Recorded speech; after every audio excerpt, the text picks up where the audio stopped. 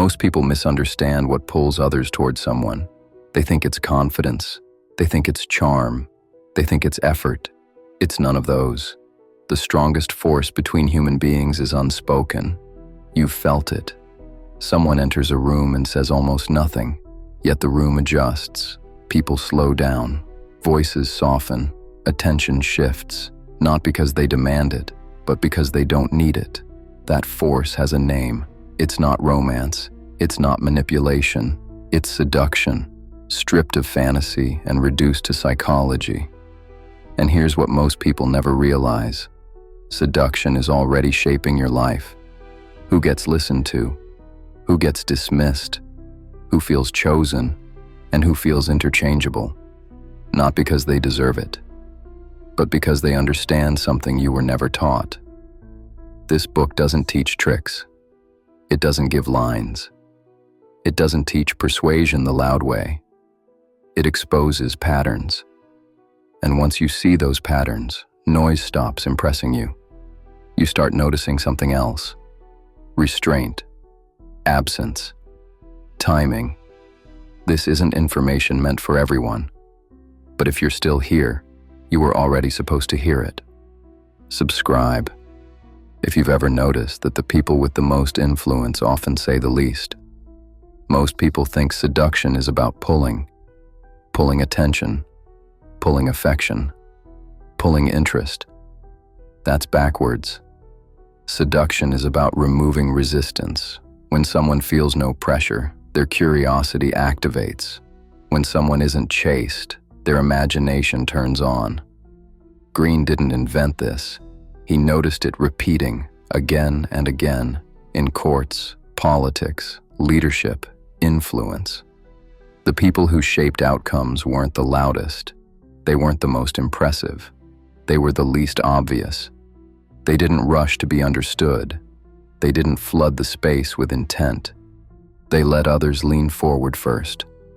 Most people miss this. And because they miss it, they try harder and repel more. Here's what usually happens next. Someone wants attention, so they explain more. They show more. They clarify. They prove. And without realizing it, they hand away leverage. Because the moment everything about you is clear, there's nothing left to discover. Availability kills tension. Transparency kills mystery. And mystery is where pull lives. Seductive people don't disappear dramatically. They simply don't rush to close space. They allow silence to stretch. They allow uncertainty to breathe. And in that gap, other people reveal themselves. Comment: transparency kills mystery. If you've seen people expose themselves the moment silence enters the room. Most people talk to be understood.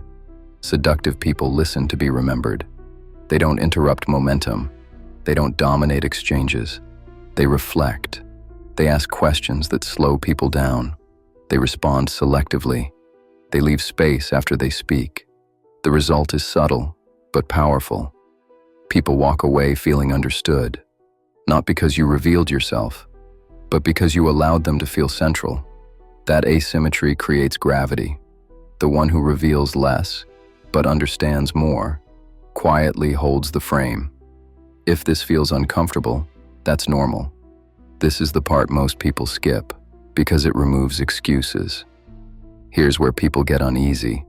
Seduction isn't good or bad. It's immoral. It can build loyalty. It can manufacture dependence. It can attract trust or exploit it. That's why innocence doesn't protect you. Ignorance doesn't keep you pure. It keeps you exposed. The people who understand these dynamics will use them, consciously or not. The difference is whether you see it happening. Here's the paradox most people miss. The most seductive individuals are not obsessed with influence. They're anchored. They regulate impulse.